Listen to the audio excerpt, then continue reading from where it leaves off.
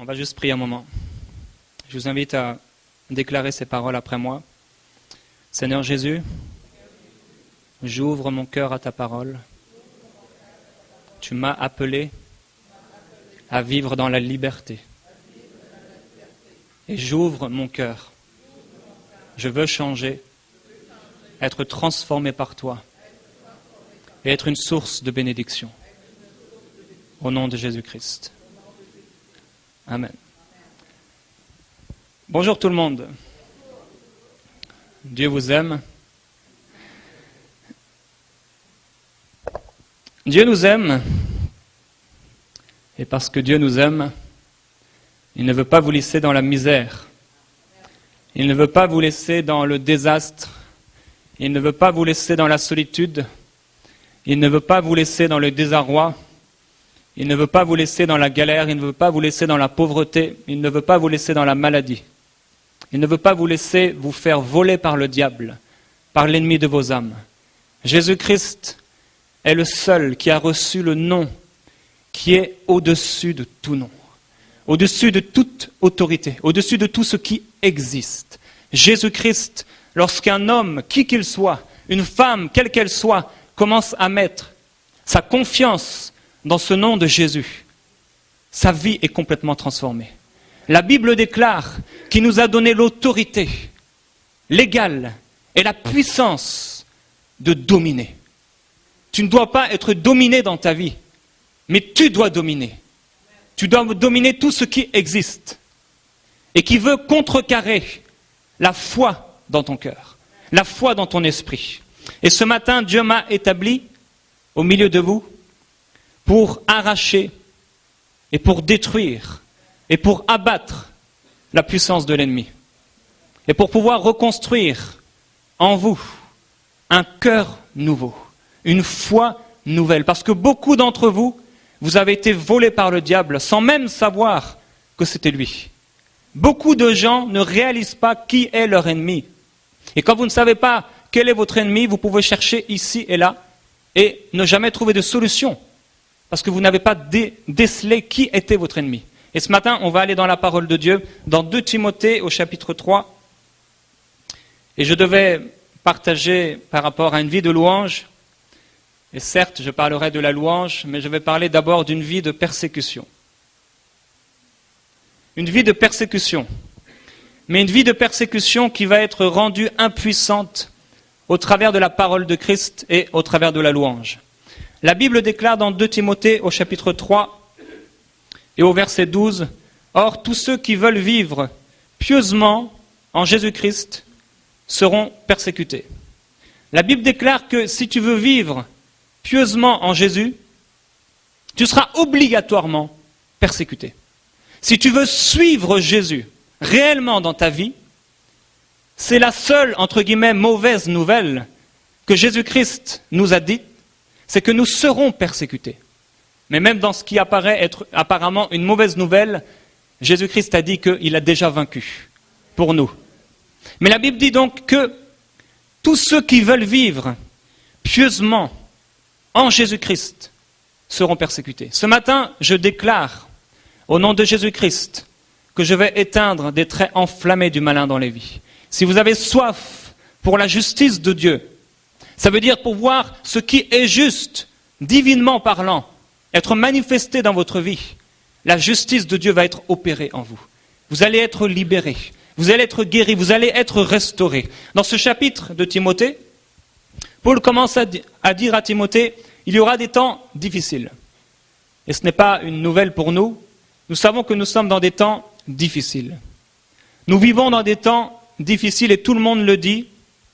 Nous sommes dans les derniers jours et dans des temps de plus en plus difficiles. Et la Bible déclare que dans ces temps difficiles, plus le temps va avancer et plus nous allons nous approcher de ce jour glorieux où Christ va nous enlever, et plus il y aura la manifestation des hommes méchants. Et la Bible dit que ces hommes méchants iront toujours plus dans leur méchanceté. Et en fait, Dieu a créé 2 peuples. Un peuple qui veut marcher avec Dieu ou pas, et un autre peuple qui a décidé de marcher avec Dieu. En fait, Dieu a créé l'homme et nous a mis devant un choix. Tu peux marcher avec Dieu, tu seras persécuté. où tu peux ne pas marcher avec Dieu et tu auras les fruits qui vont en découler. Paul a dit à Timothée, les hommes méchants et imposteurs avanceront toujours plus dans le mal, égarant les autres et égarés eux-mêmes. Toi, demeure dans les choses que tu as apprises. Tout viendra dans votre vie pour vous déstabiliser dans votre foi. Tout viendra dans votre vie pour que vous ne puissiez pas vous asseoir dans des convictions fermes en Christ. Tout ce qui existe au niveau satanique est là pour vous empêcher d'être une personne qui est stable, une personne qui repose dans ses convictions. Et la Bible déclare qu'à celui qui est ferme dans ses sentiments, à celui qui est ferme dans ses convictions, Dieu assure la paix. Si tu veux avoir la paix de Dieu qui surpasse toute intelligence, tu devras être une personne qui marche dans des convictions. Si tu crois que la volonté de Dieu est de guérir, et même si la maladie t'attaque, tu devras marcher dans tes convictions. Si tu crois que Dieu a le pouvoir de détruire les traits enflammés du malin, même si tu te fais toucher un jour ou l'autre par une flèche satanique, tu devras continuer à marcher dans tes convictions. Dieu assure la paix à ceux qui marchent, à ceux qui se stabilisent, à ceux qui sont fermes dans des convictions. Les hommes méchants, vous ne pourrez pas les changer. Ils iront de mal en mal. Ce n'est pas à vous de les changer. La Bible déclare, éloignez-vous de ces hommes-là. Il y a des gens qui, à cause du fait qu'ils se sont trop approchés d'hommes méchants, ont suivi ces gens dans leur décadence. Mais la Bible déclare, éloigne-toi des hommes méchants. Tu leur annonces l'évangile, c'est ta responsabilité. Mais après, s'ils ont le cœur fermé, s'ils ne veulent pas entendre, ne perds pas ton temps. Éloigne-toi de ces gens-là. Ça te préservera dans ta vie. C'est une chose certaine. Si tu veux marcher avec Dieu, tu auras des persécutions. C'est quelque chose que Jésus-Christ a déclaré. Vous aurez des persécutions. Donc nous allons parler de ces persécutions. Tous ceux qui ont accepté Jésus-Christ feront face et font face à des persécutions. Vous devez rester attachés à Jésus-Christ. Quelles que soient les persécutions qui viennent contre vous, quel que soit ce qu'on dit de vous, vous devez vous attacher au cep. Vous devez vous attacher à Jésus-Christ. Et régulièrement, je prends cette image d'un bébé. Vous savez ce que fait un enfant lorsque ses parents se disputent? Il serre contre lui son doudou pour être rassuré. Alors que tout est tempête autour de lui, il serre contre lui ce doudou qui pourra le rassurer. Et quand il y a la tempête dans ta vie, tu dois te serrer dans les bras de Jésus-Christ, dans le bras de celui qui a créé tout ce qui existe. Quand la tempête fait rage dans ta vie, tu dois non pas t'approcher des gens, tu dois non pas t'approcher de quelque église que ce soit, tu dois t'approcher de Christ. Tu dois t'approcher de Jésus-Christ, le Fils de Dieu. Dans ta difficulté, dans ta persécution, dans ton oppression, et on va en parler, tu dois t'approcher de Jésus. Jésus-Christ a reçu le nom qui est au-dessus de tout nom. Et la persécution, on va le voir, est faite pour t'éloigner de Jésus-Christ. Actes 14, 22. C'était l'un des premiers messages de Paul et Barnabas. Un des premiers messages qu'ils ont prêché. Et dont la Bible nous parle en tout cas. Il est dit, fortifiant l'esprit des disciples, exhortant à persévérer dans la foi, et disant que c'est par beaucoup de tribulations qu'il nous faut entrer dans le royaume de Dieu. Quand j'ai découvert ce passage un jour, j'étais vraiment surpris. Parce que j'ai réalisé que je n'avais jamais médité là-dessus. Et c'est dommage puisque c'est le chemin de Dieu. C'est par beaucoup de tribulations que nous allons entrer dans le royaume de Dieu. Et quelqu'un qui n'est pas averti, c'est quelqu'un qui ne pourra pas persévérer. Si vous n'avez pas été averti, si lorsque vous avez accepté Jésus, on vous a dit, quand tu viendras à Jésus, il n'y aura plus aucun problème, qu'est-ce qui se passe quand un problème intervient? Tu délaisses Jésus, parce que tu n'as pas été averti. Mais la Bible nous avertit, la parole de Christ nous avertit qu'il y aura des temps difficiles, qu'il y aura beaucoup de tribulations. Donc ne sois pas surpris. La Bible déclare, ne soyez pas surpris de la fournaise qui est au milieu de vous pour vous arracher et pour vous épurer et pour vous rendre purs devant Christ. Tu ne pourras pas t'approcher de Jésus-Christ si tu n'es pas pur. Tu seras purifié au milieu de l'adversité. Tu seras purifié au milieu du manque. Tu seras purifié au milieu des problèmes. Quand tu t'attacheras à Jésus-Christ, il te délivrera de tout problème. Il te délivrera de tout manque. Il te délivrera de l'adversité. Il te délivrera. Jésus dit, dans Jean 16, 33, « Je vous dis ces choses afin que vous ayez la paix en moi.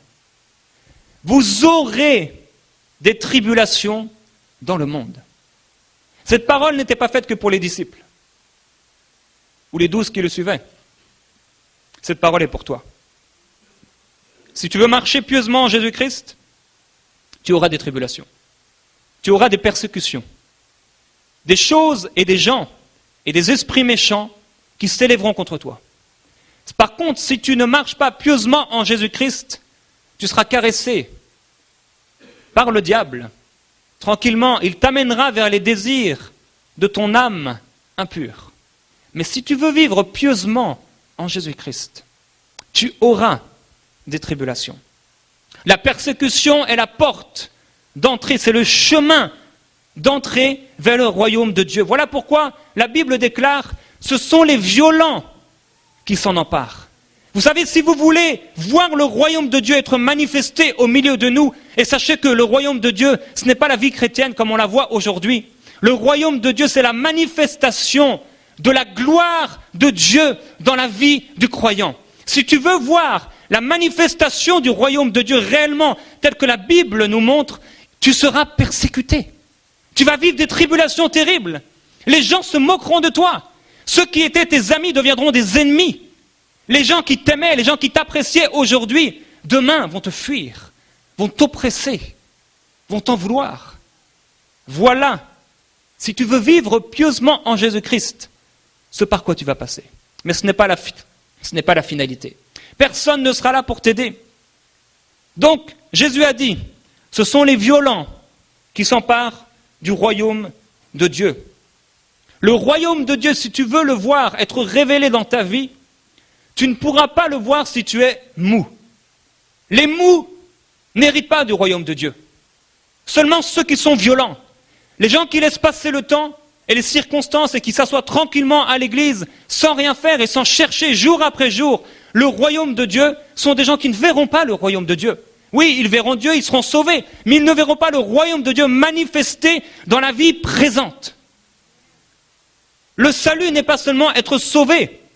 Le salut est la manifestation du royaume de Dieu dans la vie présente. Si tu marches avec Dieu, si tu as été sauvé, ta destinée, c'est la manifestation du royaume de Dieu. Et je te le dis, tu peux guérir des malades, tu peux chasser des démons, parce que c'est la volonté de Dieu. Et je le répéterai encore et encore jusqu'à ce que je le vois dans la vie de chaque croyant. La Bible déclare, et Jésus a dit, voici les miracles qui accompagneront ceux qui auront cru. Non pas les pasteurs, non pas les ministères, non pas les apôtres, ceux qui auront cru. Le violent entend une telle parole et il se dit, je ne vois pas ça dans ma vie, ce n'est pas normal. Je vais prier, je vais méditer, je vais chercher Dieu jusqu'à voir cette chose être pleinement réalisée dans ma vie. Le mot dit, c'est une réalité, je ne vis pas ça, eh bien, c'est pas grave. Je n'attends pas plus. Et même s'il ne déclare pas avec sa bouche, sa vie démontre clairement qu'il ne cherche pas la manifestation du royaume de Dieu. Tu veux voir le royaume être manifesté, il va te falloir être violent dans tes convictions. Croire que oui, il y a des démons et qu'ils doivent être chassés dans la vie des gens. Croire que oui, il y a des maladies, mais Jésus est venu par ses meurtrissures pour guérir ces maladies. Le diable est méchant. Le diable est un menteur. Le diable est un destructeur. Il viendra te voler. Il viendra voler les mous. Mais il viendra aussi essayer de voler ceux qui sont violents. Tu veux voir ce royaume de paix et de justice être manifesté dans ta vie. Il va te falloir beaucoup de violence.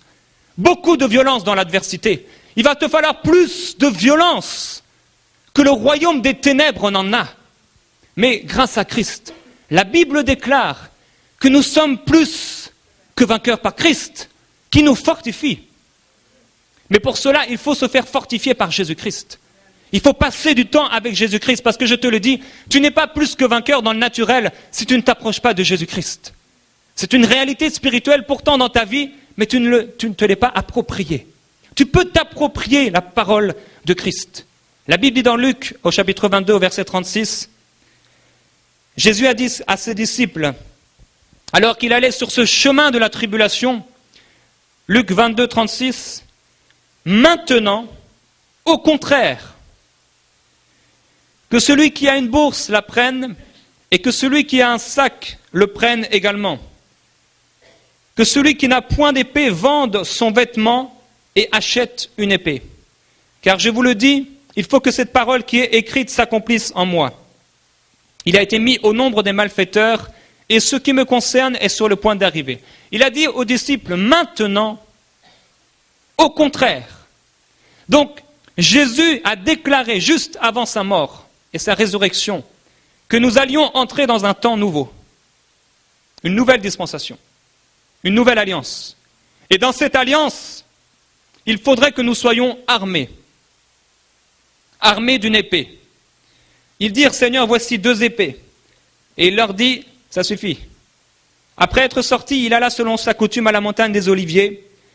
Et là, il dit aux disciples, priez afin que vous ne tombiez pas en tentation. Puis il s'éloigna d'eux à la distance d'environ un jet de pierre, et s'étant mis à genoux, il pria, disant, Père, si tu voulais éloigner de moi cette coupe, toutefois que ma volonté ne se fasse pas, mais la tienne. Voilà exactement l'endroit précis où la plupart des chrétiens abandonnent. Seigneur, non pas ma volonté. C'est l'endroit précis où les gens abandonnent. Parce que les gens savent que s'ils veulent réellement voir la volonté de Dieu être manifestée, cela va impliquer un grand prix. Et Jésus-Christ le savait. Il est dit, alors un ange lui apparut du ciel pour le fortifier. Étant en agonie, et ici on va parler de l'opposition spirituelle, il priait plus instamment, et sa sueur devint comme des grumeaux de sang qui tombaient à terre. Jésus-Christ était violent envers le royaume des ténèbres. Après avoir prié, il se leva et vint vers les disciples, qu'il trouva endormis de tristesse. Et il leur dit, pourquoi dormez-vous? Levez-vous et priez, afin que vous ne tombiez pas en tentation. La Bible déclare que ces choses ont été écrites pour notre instruction, pour que nous ne soyons pas dans le contraire de la paix, dans le trouble. Jésus a demandé aux disciples d'acheter des épées afin que la prophétie s'accomplisse, et pour 2 raisons. La première raison, comme je l'ai dit, c'est parce que maintenant, nous sommes dans une nouvelle alliance, dans une nouvelle ère qui est en fait l'ère de la persécution. Et cette persécution s'est tout de suite manifestée dans les Actes des Apôtres. Et cette persécution se manifeste partout sur la terre, mais pas comme nous le pensons. Jésus a dit ces choses pour 2 choses. La première, c'est que nous aurons des tribulations. Et la deuxième de ces choses, c'est que leur épée ne leur servira de rien. En fait, Jésus voulait montrer que oui, nous avons besoin d'une épée, mais ce n'est pas une épée charnelle. Et nous allons en parler. Ce n'est pas le moyen de Dieu. Donc, la Bible nous montre dans Éphésiens 6.12, Éphésiens 6.12, car nous n'avons pas à lutter contre la chair et le sang, mais contre les principautés, contre les pouvoirs, contre les dominateurs des ténèbres d'ici-bas, contre les esprits du mal dans les lieux célestes. L'Église francophone, de ce que j'ai pu connaître et pu m'apercevoir, et surtout l'Église blanche, c'est une Église qui, la plupart du temps, ne réalise pas du tout les réalités spirituelles dans lesquelles nous vivons. La Bible déclare que nous faisons face à des autorités spirituelles, qu'on appelle des démons, des esprits méchants. Oui, les esprits méchants existent. Les esprits mauvais existent et ils tyrannisent les gens. Mais la Bible dit que nous n'avons pas à lutter contre la chair et le sang. Donc cela montre une chose, c'est qu'il y a une lutte. Mais la lutte n'est pas de lutter contre les hommes qui te font du mal. La lutte n'est pas de lutter contre les hommes avec lesquels tu n'es pas d'accord. La lutte est spirituelle. La lutte est spirituelle. Et la persécution vient quand tu accomplis la volonté de Dieu. Quand tu es fidèle à Dieu, voilà où la persécution va t'attaquer. C'est quand tu es fidèle à Dieu. Donc si tu vis la persécution, si tu vis des oppressions, réjouis-toi, entre guillemets, parce que tu es sur le chemin de Dieu bien souvent. Bien souvent, c'est lorsque tu es fidèle à Dieu, tu sens un vent venir sur toi d'oppression spirituelle. Et si tu n'es pas averti, si tu n'es pas enseigné dans ces choses, tu te décourageras, tu tomberas, comme beaucoup. Tu délaisseras tes frères, tes sœurs, tu délaisseras ton pasteur, tu délaisseras ton église, et tu seras à part. Et un loup viendra te manger. C'est une évidence. Si Jésus avait délaissé la volonté de Dieu, l'oppression l'aurait quitté. Voilà ce que font beaucoup de gens. Ils sentent une oppression alors qu'ils sont dans la volonté de Dieu. Ils sentent quelque chose venir sur eux alors qu'ils sont fidèles à Dieu. Et ils abandonnent Dieu. Et alors l'oppression les quitte. Mais Jésus-Christ a choisi différemment. Jésus-Christ a choisi de résister. Et alors qu'il a résisté, la Bible dit que Dieu a envoyé son ange. Et vous savez, peut-être plusieurs parmi vous, vous avez déjà résisté au péché et sans le savoir, Dieu a envoyé son ange pour vous fortifier. N'avez-vous jamais senti la présence de Dieu alors que vous êtes contre le péché? Alors que vous dites à Dieu, Seigneur, non, je ne veux pas pécher. Je ne veux pas faire ces choses. Cette présence qui vient sur vous, des anges à son service, qui viennent pour vous fortifier, qui viennent pour vous rendre fort dans votre esprit. Nous sommes entourés d'un monde spirituel. Vous êtes des êtres spirituels. Ce que nous sommes n'est pas cette enveloppe que vous voyez là. Ce que je suis est mon esprit. Je suis un esprit. Je ne suis pas un corps. Si j'étais un corps, quand mes cheveux tomberaient, j'aurais peut-être un peu moins d'intelligence. Je ne suis pas un corps. Je suis un esprit. Et cette vérité doit vraiment descendre profondément en vous. Vous êtes un être spirituel. Voilà pourquoi quand les choses charnelles viennent contre vous, de l'adversité vient contre vous, si vous n'êtes pas conscient de ces choses, vous allez lutter contre la chair et le sang. Vous allez aller voir des avocats et des tribunaux. Vous allez faire telle et telle chose. Vous allez vous disputer contre une personne, contre vos femmes, contre vos enfants, contre des professeurs, contre des médecins, contre des gens. Parce que vous n'avez pas compris que derrière tous ces gens-là, il y a des oppressions spirituelles. Il y a des choses qui viennent sur ces gens. Parfois, vous avez un rendez-vous de Dieu avec une personne qui ne connaît pas Dieu. Et juste avant que vous arriviez, les démons sont en train de travailler sur la personne que vous allez rencontrer pour qu'elle soit méchante, pour qu'elle vous tyrannise. La Bible déclare que nous sommes remplis dans ce monde des choses contraires à Dieu et que le Dieu de ce siècle a aveuglé l'intelligence des gens. Comment il les a aveuglés? Est-ce qu'il a mis quelque chose, sa main devant leurs yeux? Non. Spirituellement. Il a mis des choses, il a mis des murs spirituels pour que les gens ne voient pas resplendir la gloire de Jésus-Christ. La persécution, ce n'est pas forcément quelqu'un qui va te jeter des pierres. La persécution, ce n'est pas seulement les gens qui vont te tuer. Les gens disent, nous ne sommes pas persécutés. Et ils vivent dans la persécution. La persécution, ce n'est pas seulement les gens en Chine ou je ne sais où qui se font lapider et qui se font mettre à mort pour l'évangile. Mais l'oppression spirituelle est une forme de persécution. Une oppression spirituelle, une oppression démoniaque, c'est alors que tu as accompli la volonté de Dieu, tu es simplement en train de marcher dans cette vie, tu sens une sensation désagréable qui vient sur toi et qui anesthésie ta foi. Et si tu étais une bouteille d'eau, tu as l'impression d'être secoué, secoué, secoué, et tu ne sais pas pourquoi. C'est l'oppression spirituelle. Les oppressions spirituelles existent grâce à leur père, Satan. Et ces oppressions spirituelles viennent sur les gens pour les pomper spirituellement, pour les décourager, Et alors que je prêche, il y a plusieurs personnes parmi vous qui allaient être libérées de ces choses. Vous allez être délivrés. Une oppression, c'est aussi des paroles diaboliques qui tournent autour des gens. Les oppressions spirituelles, c'est alors que tu as passé un beau moment à l'église ou un bon moment à témoigner bizarrement. Le soir, tu arrives chez toi et tu te sens tout bizarre. Tu n'as plus du tout envie de prier. Tu pries et tu as l'impression que ça redescend tout de suite. Tu as l'impression que Dieu a changé d'avis à ton sujet. Tu as l'impression d'avoir failli. Tu as l'impression peut-être que l'amour de Dieu n'est plus vraiment pour toi.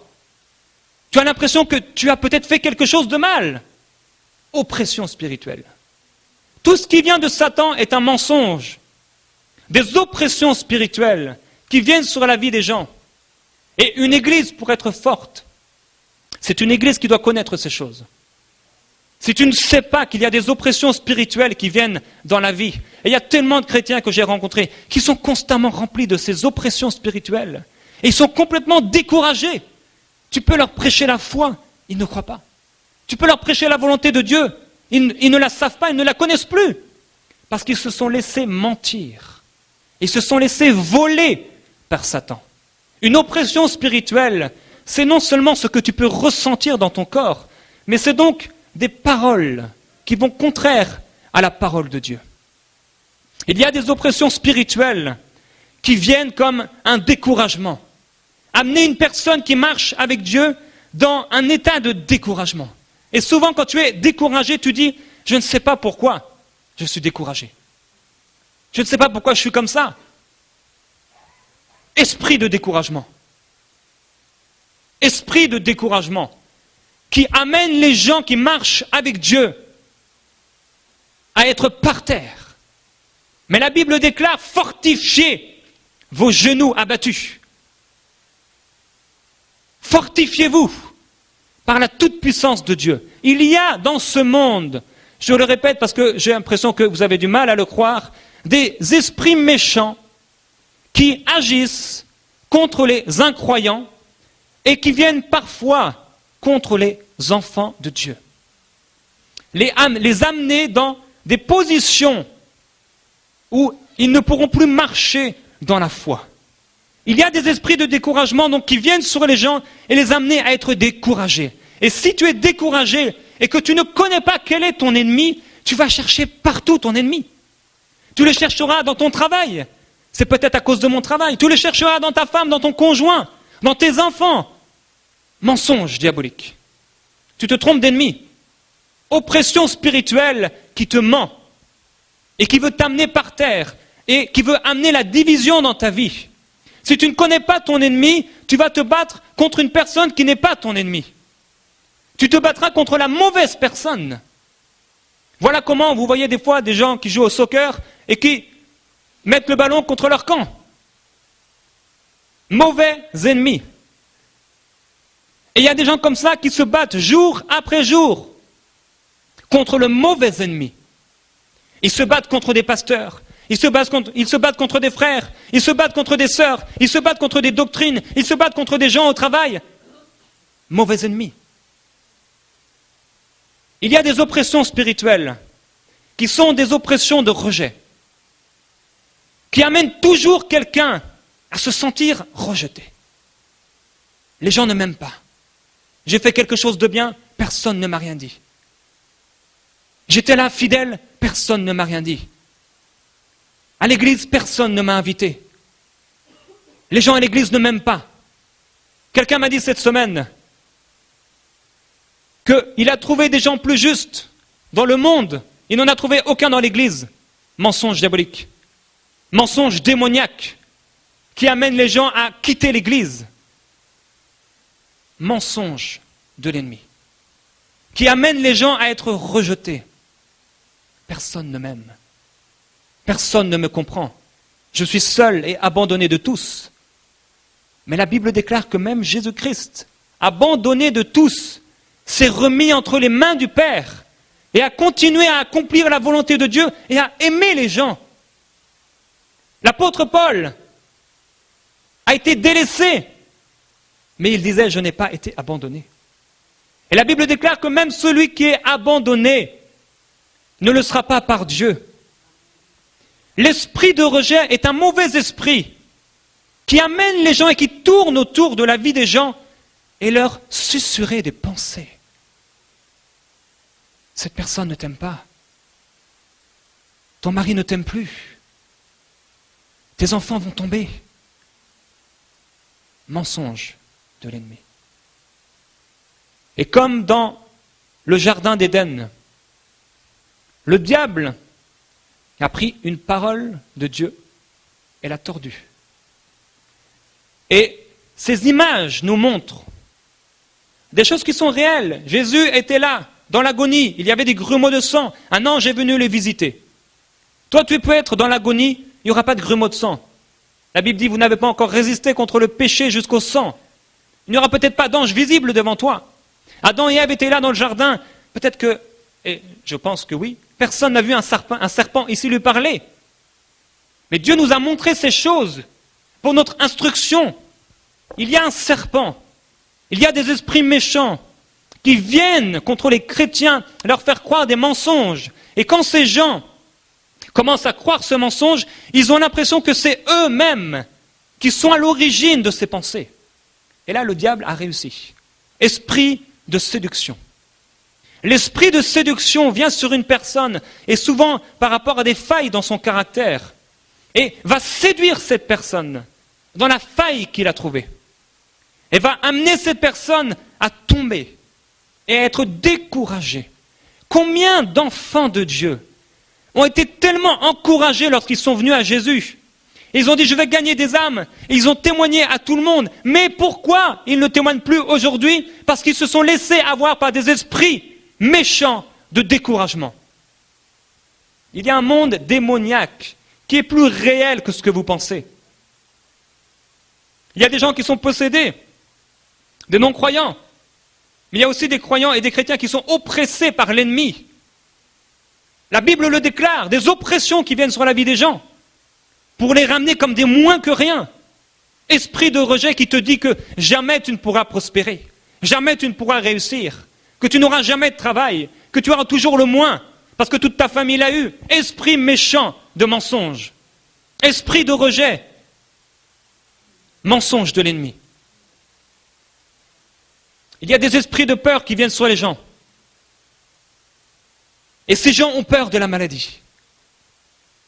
Ces gens ont peur d'être attaqués. Ces gens ont peur que leur enfant va mourir. Ces gens ont peur dans le noir.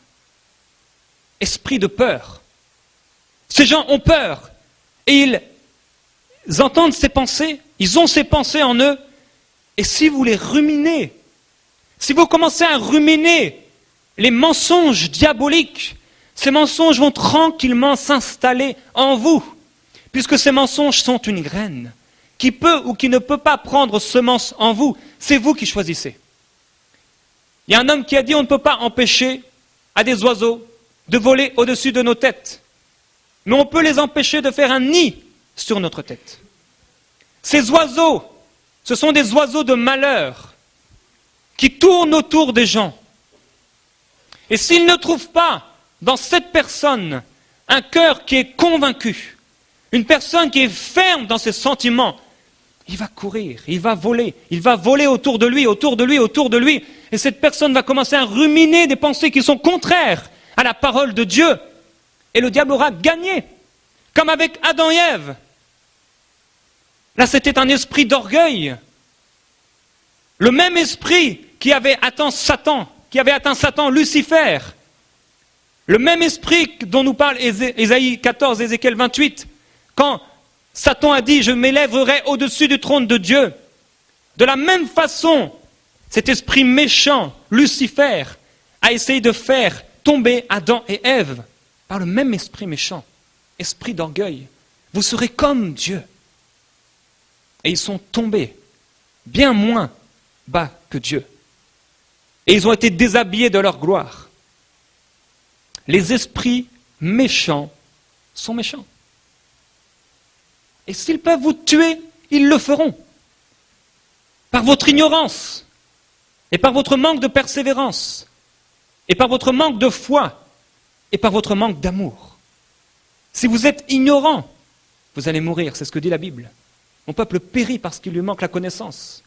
Quand vous êtes ignorant d'une chose, vous allez tomber obligatoirement par rapport à cette chose-là. Il y a des esprits méchants donc, qui viennent sur les gens. Et comment déceler un esprit méchant? Ce sont des pensées qui viennent, qui sont contraires à la parole de Dieu. Je me souviens une fois, j'ai déclaré avec ma bouche une parole qui n'était pas biblique.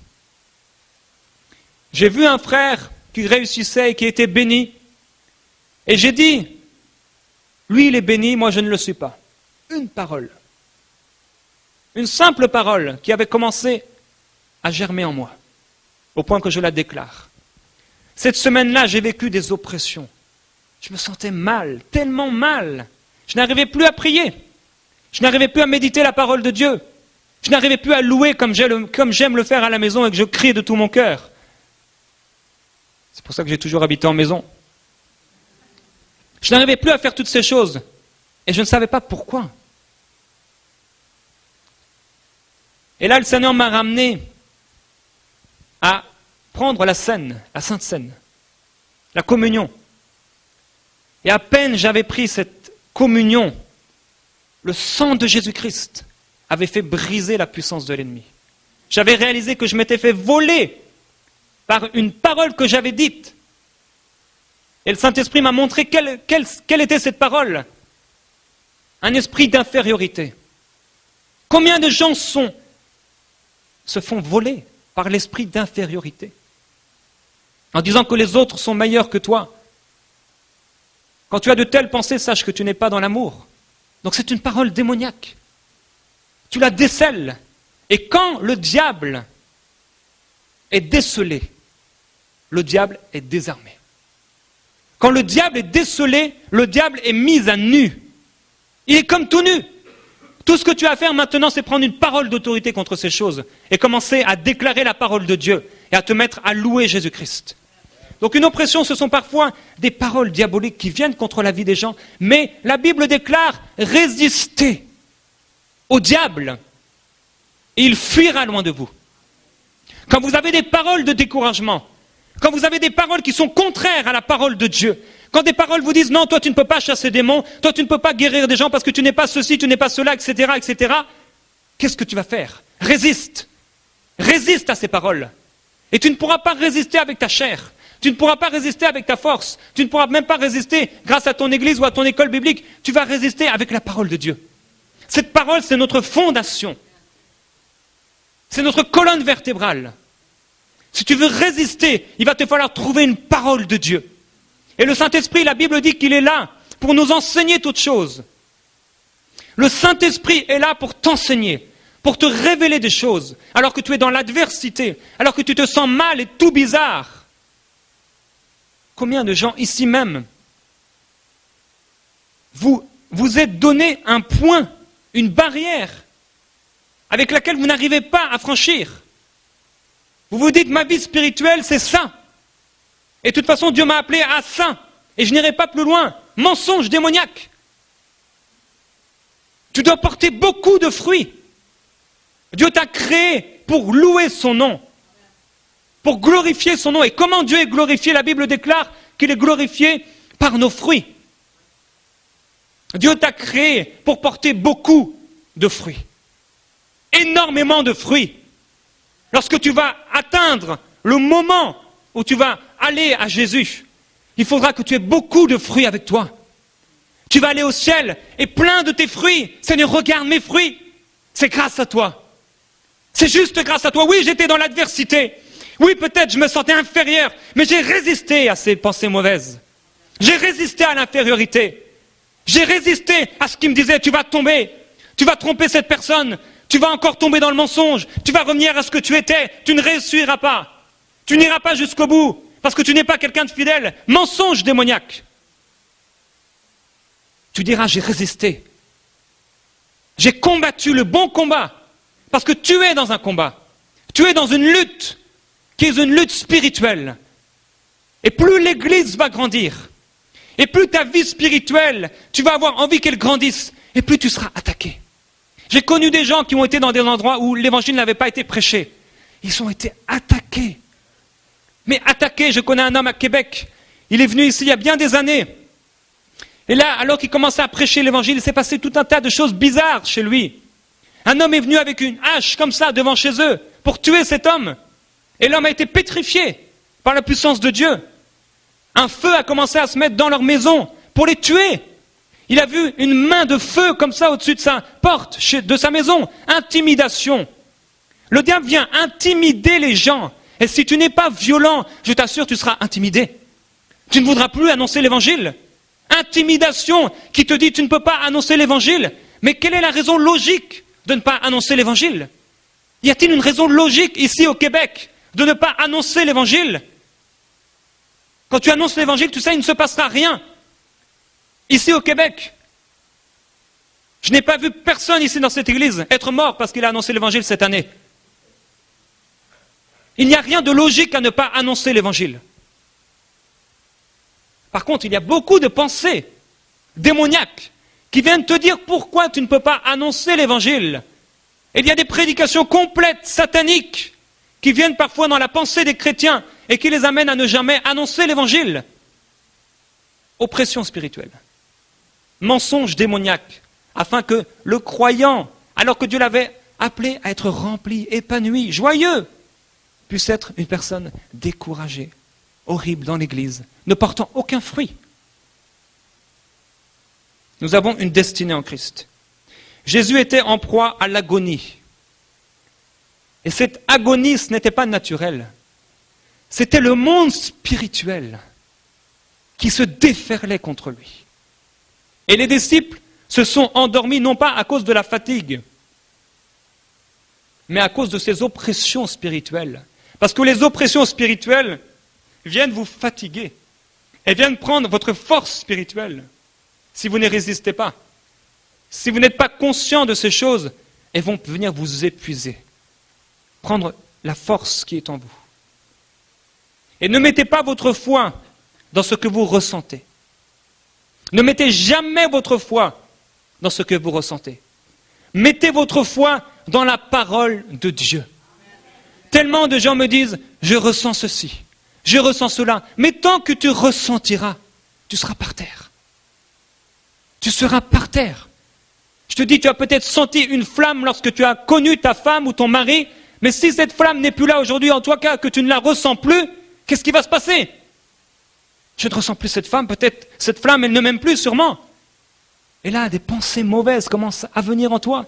Tu ne peux pas être fidèle, regarde tous les couples qui divorcent. Tu ne pourras jamais être épanoui avec ta femme. Mensonge diabolique. Je me souviens, il y a quelques années, un mensonge comme ça est venu dans mes pensées. Me dire, tu ne pourras pas être fidèle, non pas par rapport à mon mariage, mais par rapport à Christ. Tu ne pourras pas persévérer. Et il y a tellement... J'ai été attaqué un jour par une pensée contre le succès. Me dire, tu ne pourras pas réussir. Pensée démoniaque. Et ces mêmes pensées viennent vers les incroyants, leur dire, tu vas réussir. Tu seras comme Dieu. Tu seras plus que Dieu. Ces mêmes esprits méchants qui encouragent les incroyants viennent décourager les croyants. Et si tu te laisses avoir, si tu n'es pas violent, si tu es mou, mais le diable va t'écraser. Il va t'écraser. Mais si tu es violent, et je déclare que vous serez violent, et c'est votre libre arbitre, c'est vous qui allez décider. Si vous êtes violent, vous allez vous emparer du royaume. Vous allez vous emparer du royaume de Dieu. La persécution. Nous avons dit qu'elle n'était pas seulement des gens qui voulaient nous tuer, ou nous détruire, ou nous lapider. Mais la persécution est une oppression spirituelle parfois.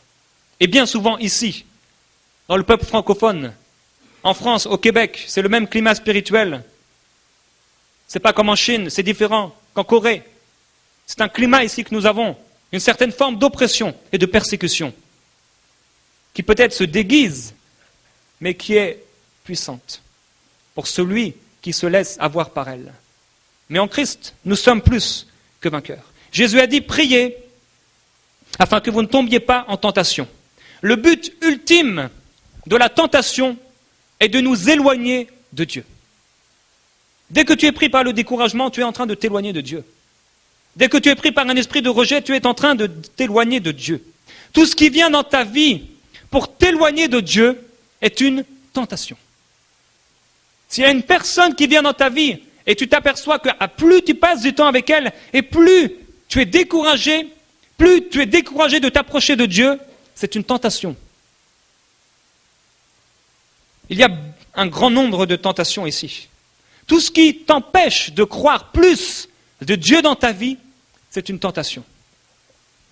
Et vous ne pouvez pas vous limiter aux autres.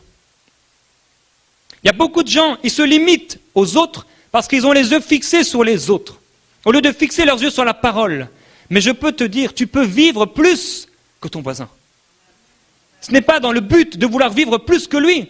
Mais tellement de gens se disent, ah mais s'il vit ça, je ne peux pas vivre plus. Tu peux vivre plus.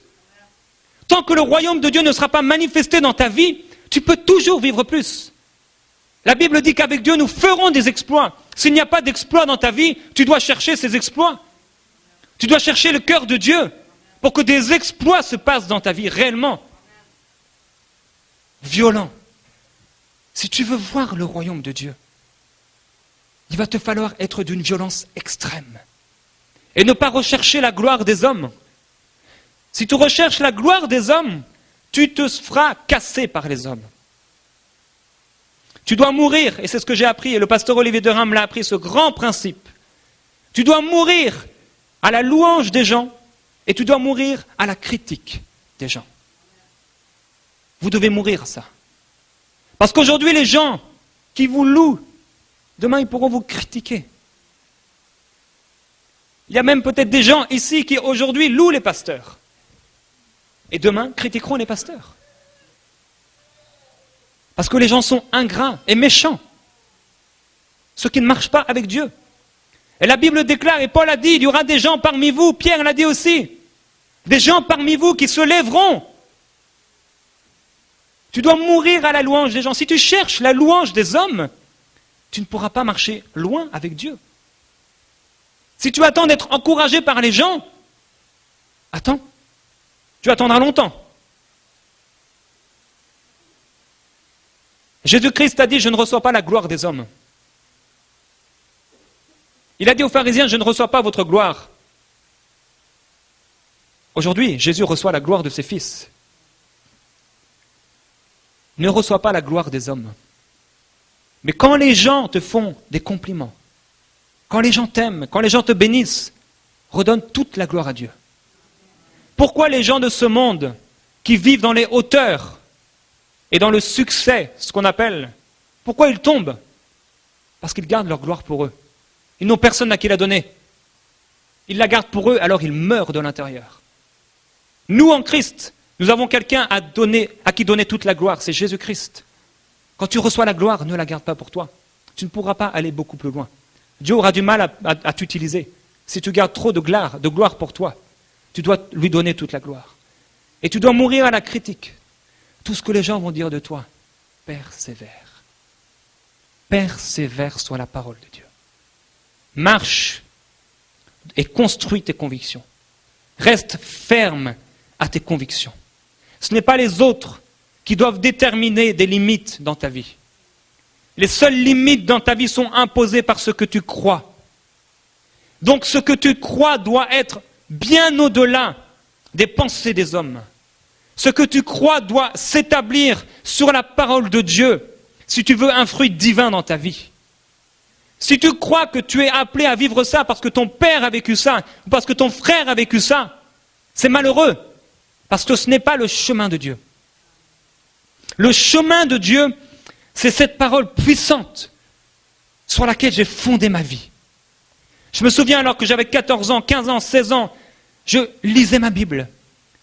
Je ne connaissais rien à ce que je connais aujourd'hui, mais je lisais ma Bible. Je cherchais Dieu.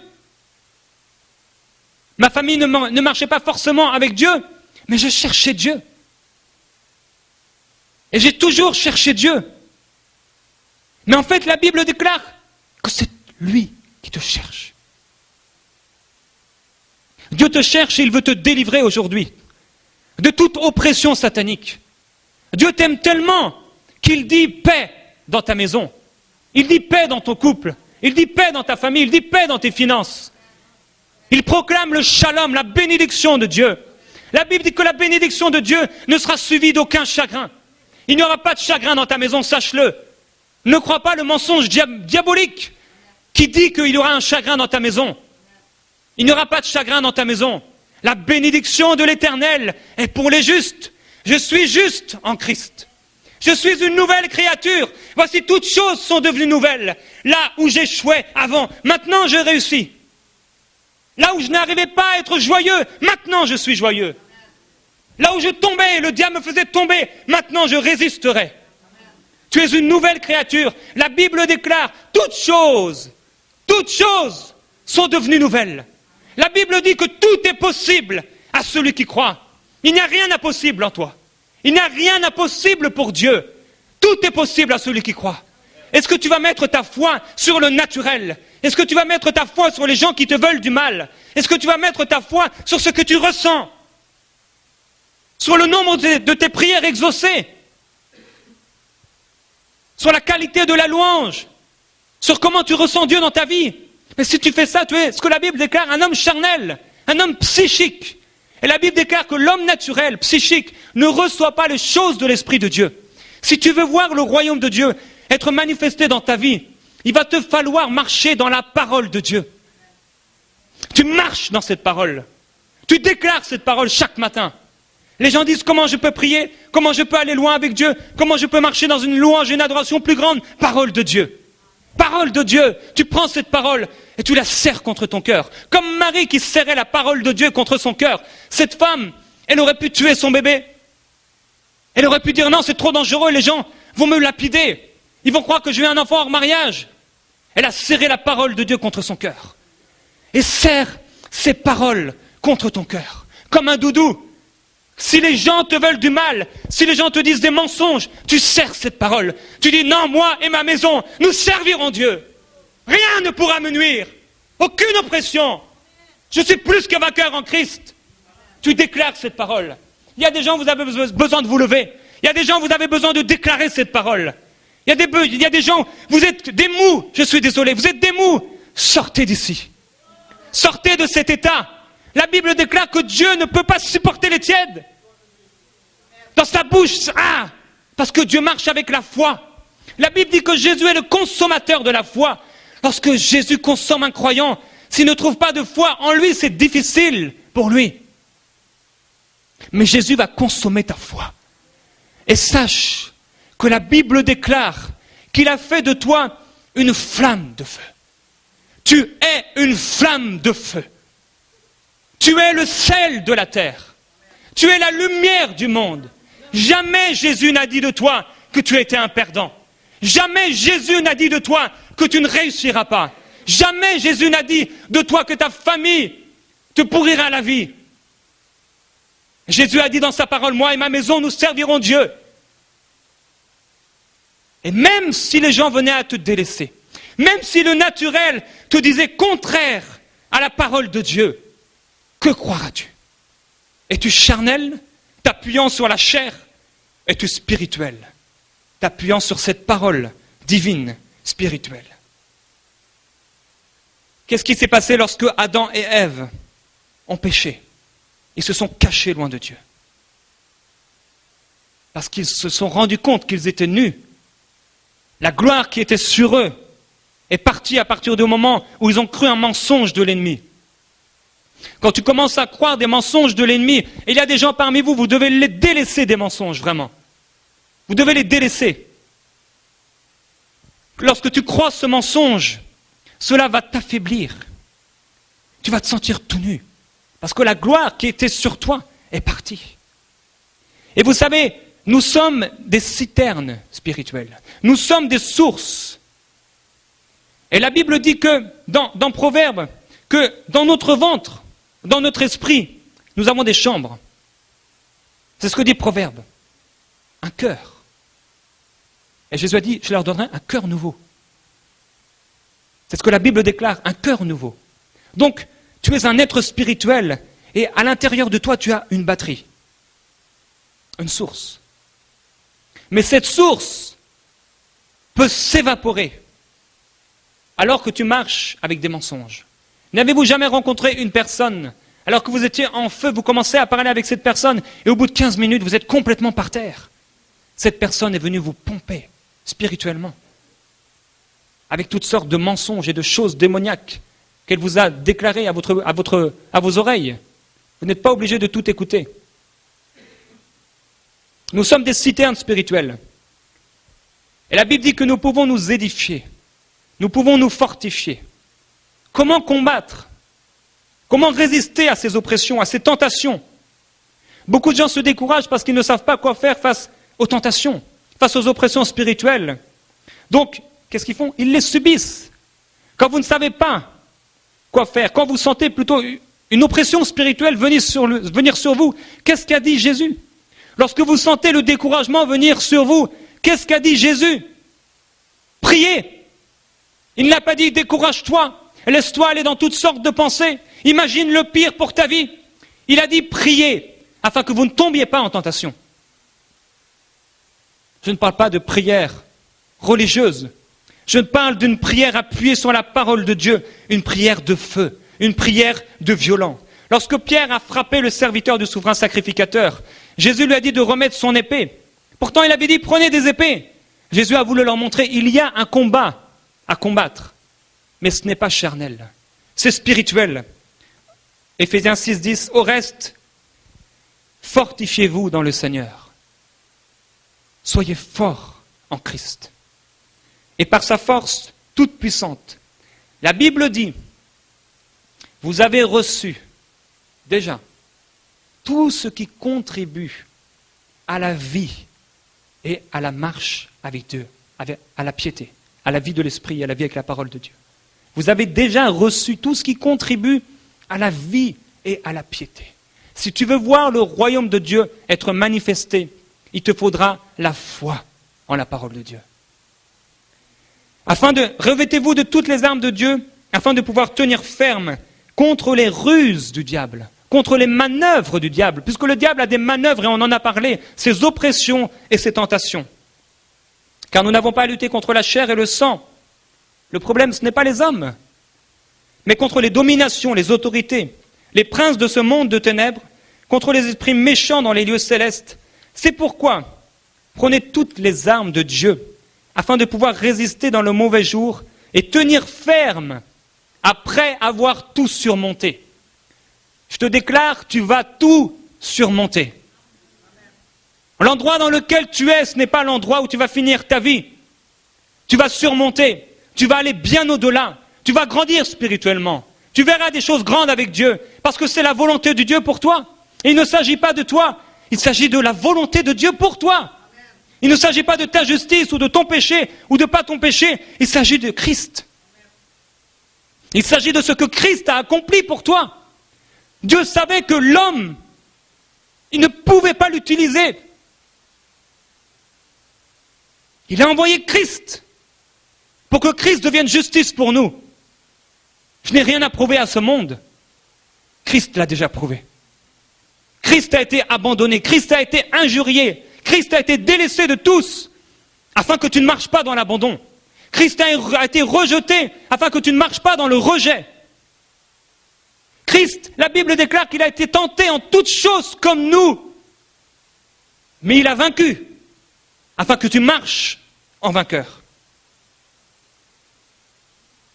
Hébreux nous parle, Hébreux 11, de gens qui ont subi les moqueries, le fouet, les chaînes, la prison, ils ont été lapidés, sciés, torturés, ils sont morts par l'épée, ils allaient ici et là vêtus de peau de brebis et de peau de chèvre, dénués de tout, persécutés, et ils n'ont pas reçu ce qui leur avait été promis, Dieu ayant en vue quelque chose de meilleur pour nous, afin qu'ils n'arrivent pas, sans nous, à la perfection.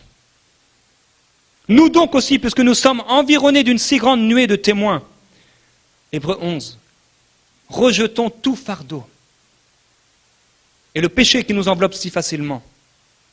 Alors que les disciples sentaient ces oppressions spirituelles, ils auraient pu les rejeter au lieu de se laisser ramollir par elle. Lorsque tu sens ces choses, tu dois rejeter ton fardeau. Et courons avec persévérance dans la carrière, les choses que Dieu a écrites pour toi de toute éternité. Dans la carrière qui nous est ouverte, ayant les regards sur Jésus, le chef et le consommateur de la foi, qui en vue de la joie qui lui était réservée, a souffert à la croix, méprisé la honte et s'est assis à la droite du trône de Dieu. Maintenant, on va passer un temps, certains appellent un temps de ministère, où le Saint-Esprit va venir sur vous. Mais vous devez rejeter votre fardeau. Vous devez rejeter votre fardeau. Je vais appeler le pasteur Jean.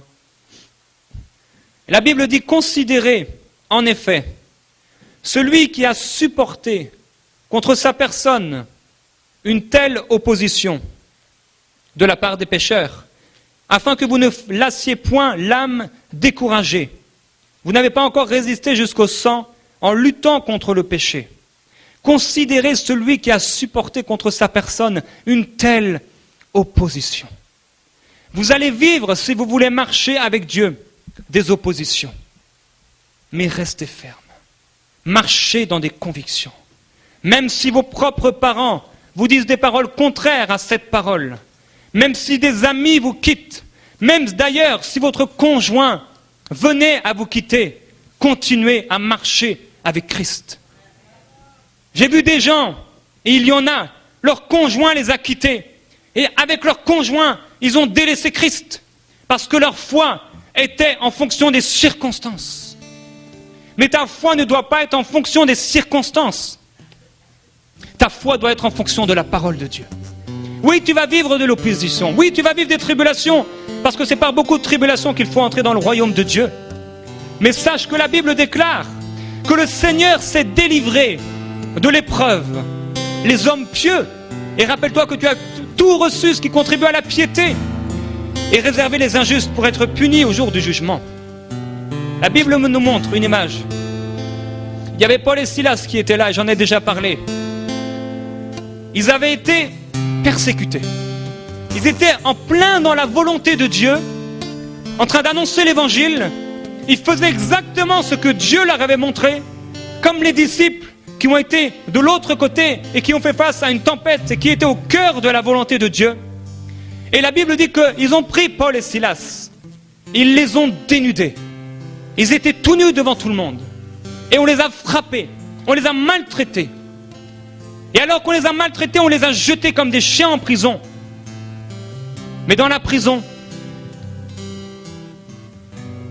dans cette prison, dans la prison qui est peut-être cette prison de ta vie, peut-être depuis des années tu veux plus de Dieu, mais tellement de pensées te découragent, tellement de pensées diaboliques et mensongères, tu as mis tellement ta foi là-dedans, tu ne sais pas comment y arriver, tu ne sais pas comment résister.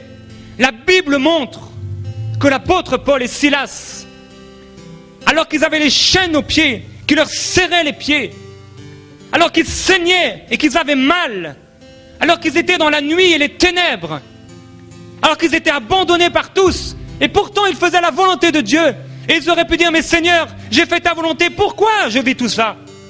Pourquoi c'est si difficile? Jésus vous a prévenu. Il y aura des temps difficiles, mais la Bible dit, prenez courage, j'ai vaincu le monde. Le monde a été vaincu par Christ. Et parce que le monde a été vaincu par Christ, l'apôtre Paul a choisi de louer le Seigneur. Il a choisi d'adorer Jésus. Et il n'était pas juste en train de chanter et de chantonner, mais il était en train de laisser couler ce que Jésus a déclaré prophétiquement. Des fleuves d'eau vive couleront de votre esprit. La Bible déclare, laissez-vous remplir du Saint-Esprit. Et en fait, littéralement, il est dit, laissez-vous continuellement remplir du Saint-Esprit. Le Saint-Esprit est l'Esprit de Dieu, bien plus fort que toute oppression, bien plus fort que toute pensée mauvaise, bien plus fort que toute maladie. L'Esprit de Dieu est celui qui te relève. Il est celui qui te prend là où tu es, dans tes incapacités, dans tes problèmes, et il te relève. Et il te dit, lève les yeux et regarde vers Christ, celui qui va consommer ta foi, celui qui t'amènera dans les hauteurs. Il t'amène toujours vers le haut. Jamais le Saint-Esprit ne viendra te dire, tu es nul, tu es un moins que rien, tu es un infidèle, mais toujours, il est l'ami précieux qui est près de ceux qui cherchent Dieu. Et le Saint-Esprit, tu dois prendre ces paroles et tu dois les serrer contre ton cœur et tu dois les confesser avec ta bouche, comme l'apôtre Paul qui confessait dans la prison, oh, je ne suis pas abandonné. Tu ne laisseras pas voir le juste, la corruption, mais toujours, l'apôtre Paul a déclaré, Dieu m'en a délivré de toutes. De toutes. Il a vécu des choses difficiles et horribles, mais il a déclaré, Jésus-Christ m'a délivré de toutes ces choses. Et en Jésus-Christ, je suis plus que vainqueur. Et ni la mort, ni l'autorité, ni les hommes, ni rien ne pourra me séparer de l'amour manifesté en Jésus-Christ. Il n'y a rien qui peut te séparer de Christ. Toi seul, tu peux te séparer de Christ. Mais rien dans ta vie ne peut te séparer de l'amour de Dieu manifesté dans la personne de Jésus. Rien ne pourra te nuire, absolument rien ne pourra te laisser par terre, parce que Christ va te relever. Dieu va te relever là où tu es. Et fermons nos yeux, il va te relever. Il va te relever parce qu'il est bon et parce que son amour durera toujours. Parce qu'il ne tient pas en compte le nombre de nos péchés. Et il ne regarde pas à nos iniquités. Mais la Bible déclare, il vient vers nous. Il vient vers nous. Et il nous cherche. Et il nous aime d'un amour extraordinaire. Au nom de Jésus-Christ, je prends autorité contre tout esprit de rejet, tout esprit de découragement. Au nom de Jésus, je proclame la liberté. Je proclame la délivrance. Je proclame la restauration. Au nom de Jésus, tu es délivré. Tu es libéré maintenant. Au nom de Jésus, Christ t'a délivré pour la liberté. Je proclame la liberté glorieuse des enfants de Dieu sur ta vie. Je proclame que tu es le sel de la terre. Tu es la lumière de ce monde.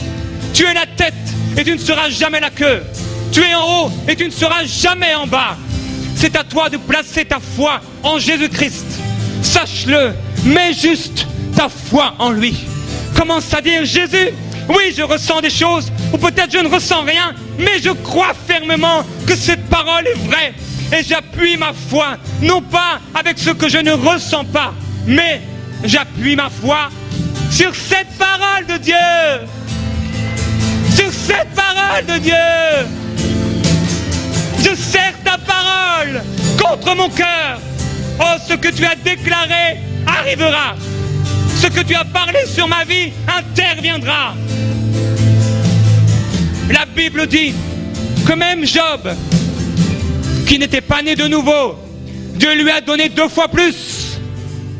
Dieu te donnera 2 fois plus quand tu t'appuies sur lui.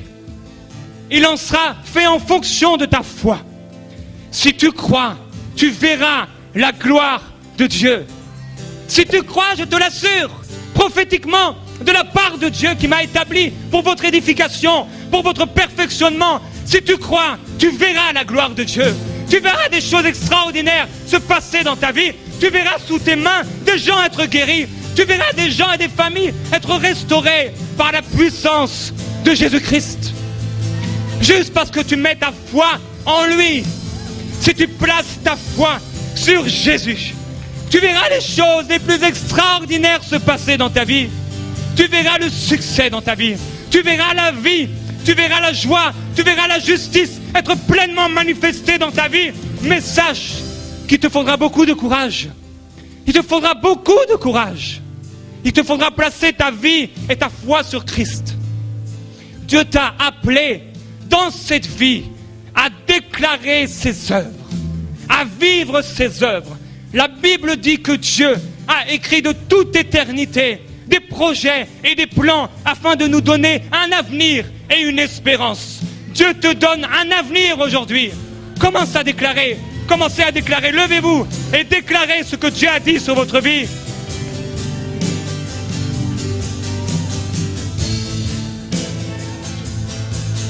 Précieux Jésus. S'il y a des gens qui sentaient quelque chose de bizarre sur vous maintenant même, ou qui avaient senti pendant le message, venez ici sur le devant maintenant. Et déclarez la parole de Dieu. Sa parole est oui et amen. Oui et amen. Je suis la tête. Je suis la tête.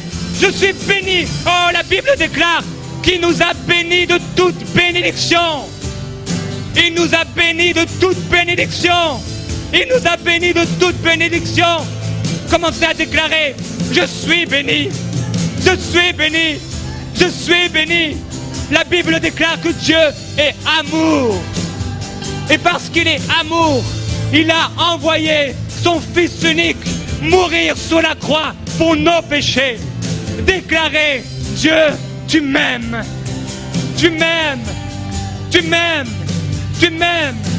Tu m'aimes. Tu m'aimes, Seigneur. Dieu va libérer maintenant ceux qui se sont avancés. Fixez vos yeux sur Jésus-Christ. Ni sur un homme, ni sur une sensation. Fixez vos yeux sur Jésus. Jésus va venir vous délivrer maintenant. Et ceux qui nous regardent, là encore, je déclare au nom puissant de Jésus que maintenant même, vous êtes délivrés par la puissance de Dieu.